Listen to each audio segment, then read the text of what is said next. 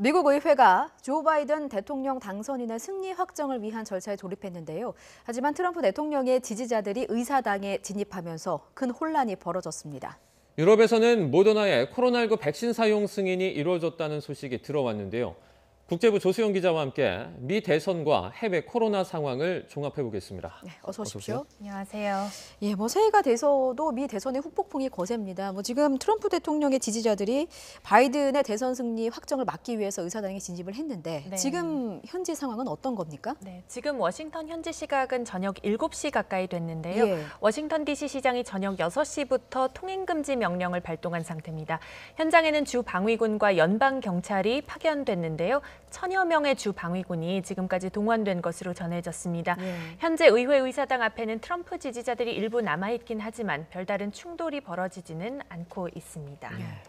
이제 물리적인 충돌을 우려하는 목소리도 있었는데요. 지금까지 파악된 인명 피해 상황도 좀 전해주시죠. 네, 앞서서 여성 1명이 총격을 받았다는 속보가 전해졌습니다. 예. 이 여성은 의사당 앞에서 총격을 받았고 이 소식이 지금 전해졌는데 중태에 빠졌다가 결국에 사망한 것으로 최종적으로 확인이 됐습니다.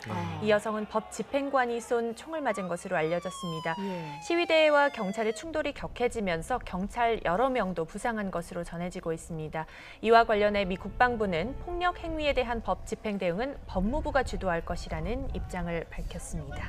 상당히 혼란스러운 상황인데 네. 그렇다면 바이든의 승리 확정을 인증하기 위한 의회 절차는 어떻게 됩니까? 네, 지금 회의가 시작되고 불과 한 1시간 정도가 지나서 이 시위대의 등장으로 회의가 전면 중단됐습니다. 예. 펜스 부통령을 비롯해 상하원 의원들은 회의장을 떠나서 대피한 상태고요. 의회 지도부도 인근 군 기지로 대피한 것으로 전해졌습니다. 오늘 열린 상하원 합동회의는 대선에서 선출된 선거인단이 주별 투표 결과를 최종적으로 인증하고 네. 바이든의 당선인 신분을 법적으로 확정하는 절차였습니다. 예. 과거 이 과정은 의례적인 행사로 여겨졌습니다만 올해는 역대 최대의 부정선거 논란 속에 트럼프 대통령이 지난 2달간 대선 패배 결과에 불복하는 대규모 소송전이 벌어졌죠. 예. 그래서 이 오늘 의회의 절차는 바이든의 당선인 신분 확정을 위한 마지막 안무로서 많은 관심을 모았습니다만은 어떻게 결정이 될지 최종적으로 어떻게 마무리될지 좀 지켜봐야 할 것 같습니다. 예.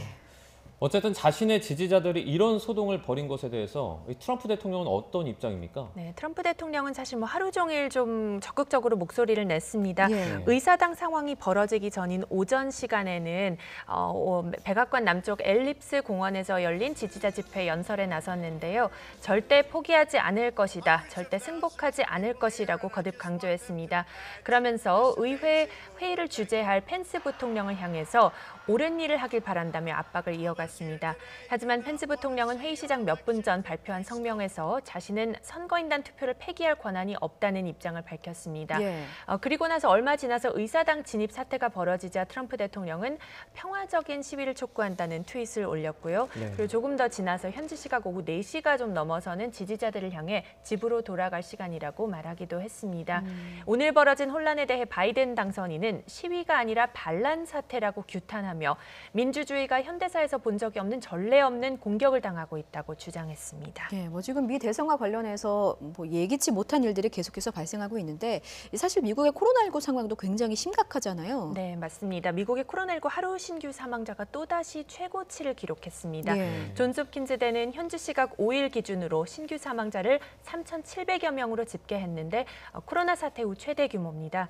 미국에서 코로나19로 입원한 환자 역시 지금껏 가장 많았습니다. 코로나19 추적 프로젝트 홈페이지를 보면은 현지 시각 5일 기준 처음으로 13만 명을 넘어섰습니다. 예. 입원 환자 수는 사망자 선행지표로 여겨지는 만큼 우려스러운 신호죠. 예. 그리고 미국의 코로나19 확진자 증가 속도도 매우 빨라지고 있습니다. 지난 1일 이후 나흘 만에 100만 명이 증가해서요. 존스홉킨스 집계 기준으로 누적 2,100만 명을 넘어선 상태입니다. 네. 이제 미국뿐만 아니라 중국도 최근에 확산세가 심상치 않은데 허베이성이 급기야 전시 상태를 선언하기도 했죠. 네, 그렇습니다. 최근 베이징 주변 수도권 지역에서 사흘 만에 100명이 넘는 확진자가 발생했는데요. 예. 이에 따라 베이징과 인접한 허베이성은 인구 7,500만 명의 성 전체에 전시 상태를 선포한 상황입니다. 중국 질병예방통제센터 등 중앙방역당국은 허베이성의 전문가를 파견해서 감염 확산 현황 등을 조사 중입니다. 그리고 허베이성 현지 당국은 전면적인 역학조사와 대대적인 핵산 검사를 하겠다는 방침입니다. 있습니다. 네. 직접 들어보시겠습니다. 将核酸检测范围扩大到藁城北部6个乡镇及城区约40万人。 네, 일본 상황도 악화일로입니다. 어제 전국의 신규 확진자가 처음으로 6천 명을 넘어서면서 최다를 기록했는데요. 전문가들은 의료체제 붕괴가 시작됐다고 진단하고 있습니다.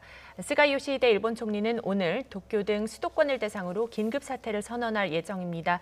정부 대책본부 회의에서 긴급 사태를 공식화한 뒤 대국민 기자회견을 열어 구체적인 시행 조치를 설명하고 협력을 당부할 것으로 보입니다. 긴급 사태는 우선 다음 달 7일까지인데 상황에 따라 연장될 수 있다는 관측도 나옵니다. 그렇군요.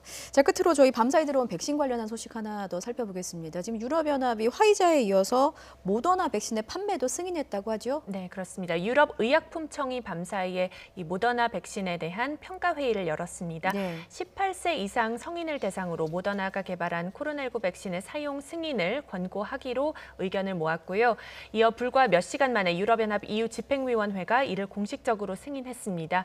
이에 따라 EU 27개 회원국은 모더나와 계약한 1억 6천만 회 접종분의 공급을 시작할 수 있게 됐습니다. 옌스 슈판 독일 보건장관은 모더나 백신이 다음 주부터 EU 회원국들에 보급되기 시작할 것으로 내다봤습니다. 네, 여기까지 듣겠습니다. 국제부 조수연 기자였습니다. 잘 들었습니다. 고맙습니다.